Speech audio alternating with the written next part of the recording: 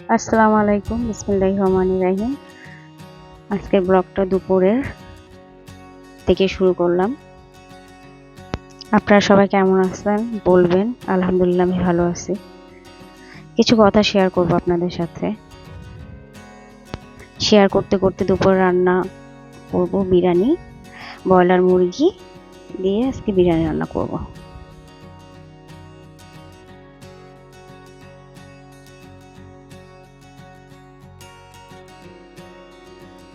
অনেক চেঁচামেচির আওয়াজ শুনি। আমি ঘর থেকে বেরিয়ে বারান্দায় যাই। বারান্দা থেকে দেখি নিচে অনেকগুলো মহিলা চেঁচামেচি করতেছে, মানে অনেক জোরে জোরে কান্না করতেছে আর বলতেছে আমার বোনকে মেরে ফেলবে মেরে ফেলবে। তারপর আমি ওখানে অনেকক্ষণ দাঁড়িয়েছিলাম, দেখলাম ওনারা এই কথাগুলোই বলতেছে। পরে দুটা সিএনজি আসলো, ওনারা সিএনজি করে চলে গেল। তারপর আমি অনেকক্ষণ ওখানেই দাঁড়িয়েছিলাম।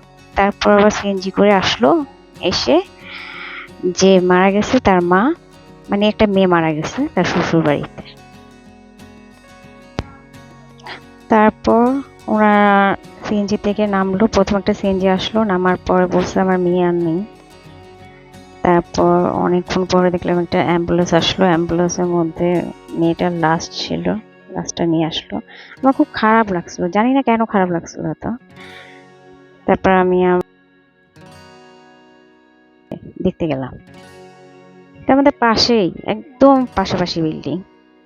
পরে শুনি ওখানে যে মেয়েটা অনেক মহরম মাসে 15টা রোজা করছে, তাহাজ্জুদ নামাজ পড়ছে। হ্যাঁ, শ্বশুর বাড়ি শ্বশুর শাশুড়ি মানে অনেক জ্বালাতন করে, এগুলোই মানে সবাই বলতেছে আশেপাশে মানুষ। কেউ বলতেছে স্ট্রোক করছে, কেউ বলতেছে আত্মহত্যা করছে, কেউ বলতেছে মায়েরা ফেলছে। এখন জানি না কি হয়েছে, আসলেই যে কি হয়েছে এটা কেউ বলতে পারতেছে না। কেউ ওরকম মতো আশা করে না। মেয়েটার একটা ছেলে আছে, 3 বছর হয়নি, অক্টোবর হবে। আমার খুব খারাপ লাগছে। সেদিন রাত্রে আমার পুরো সারা রাত আমি ঘুমাতে পারিনি, জানি না কেন। খুবই খারাপ লাগছে। খুব নামাজি একটা মেয়ে ছিল, সবাই দোয়া করবেন ওনার জন্য। আজকের মতো এই মতোই, এখানেই শেষ করছি। সবাই ভালো থাকবেন। আল্লাহ হাফেজ, আসসালামু আলাইকুম।